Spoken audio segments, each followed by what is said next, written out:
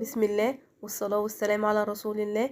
النهاردة ان شاء الله هنعمل مع بعض غدا سهل وسريع وان شاء الله يعجبكم. هنعمل الكشري الاسكندراني بإذن الله بطريقة سهلة وبسيطة وغدا اقتصادي وان شاء الله يعجبكم.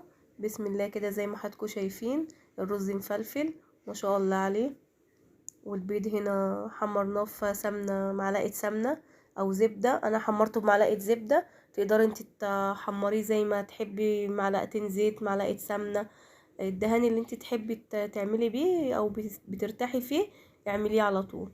وهنا قدمت معاه زيتون وليمون، طبعا انا اللي مخللاه تخليل ايدي، وان شاء الله الفيديو يعجبكم. نبدأ كده بسم الله على بركة الرحمن. هنجيب حلة فيها معلقتين زبدة ومعلقة زيت، طبعا اي رز بيحب الزيت عشان خاطر ان هو يفلفل ويبقى بيلمع، والزبدة طبعا عشان خاطر الطعم والقيمة الغذائية. زبدة، سمنة، المادة الدهنية اللي انت تحبيها وتكوني بتستعمليها وبترتاحي فيها. هنا كده بصلتين صغيرين يعتبر، مش متوسطين، لو متوسطين تبقى واحدة بس. هنا كده هنصفر طبعا البصلاية.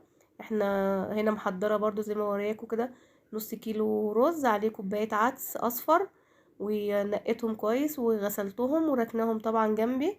هدي بس البصلاية تصفيرة كده بسيطة عشان خاطر تبقى لونها كده ذهبي، وبتدي الرز اصلا طعم جميل قوي.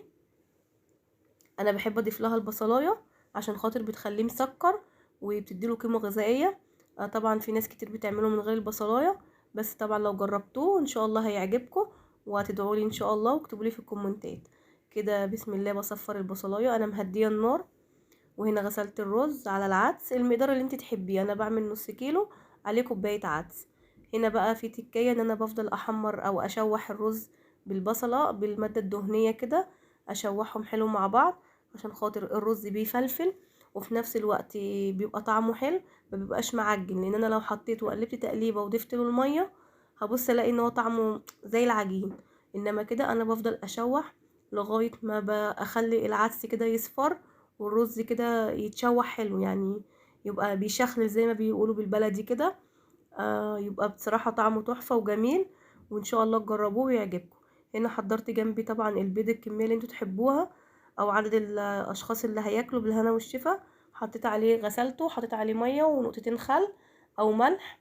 وهنا هقيد عليه، بس مش بقيد عليه إلا لما اسقي الرز واروح موطية عليه، بروح بقى قايدة على البيض عشان يبقى كله سخن مع بعضيه، اخلص الغدا كله مع بعضيه.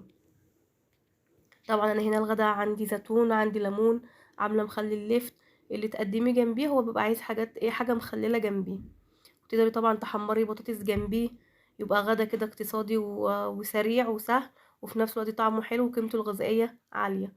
عارفين طبعا ان العدس فيه قيمه غذائيه حلوه. كده انا سقيت الرز واديته الميه بتاعته المظبوطه، مش بزود له الميه قوي عشان خاطر العدس ما يتهريش او يتعجن في الرز. بديله الميه المناسبه وبدوق الملح بتاعه، انا بديله الملح ورشه فلفل اسود صغيره، مش بكتر عشان ما يسمرش. هنا بقى حطيت، انا وطيت على الرز ونقلته. حطيت هنا بقى، جبت كده الطاسه وحطيت فيها معلقه زبده وشوحت فيها البيض لغايه ما ياخد لون حلو. طبعا نزلت الرز سخن مولع اهو، الشتا بقى وجمالها والاكل الشتوي الجميل. كده بظبط كده، هنا بوريك الرز مفلفل ما شاء الله، والبصلايه مش بتبان خالص وبتبقى طعمها مسكر.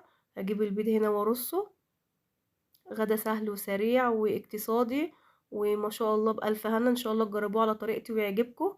هنا كده برص البيض عليه، هتقدمي كده لوحدي كل واحد طبق كده بالمنظر ده زي ما شايفين. يا رب الفيديو يعجبكم واكون ضيفة خفيفة عليكم، والسلام عليكم ورحمة الله وبركاته.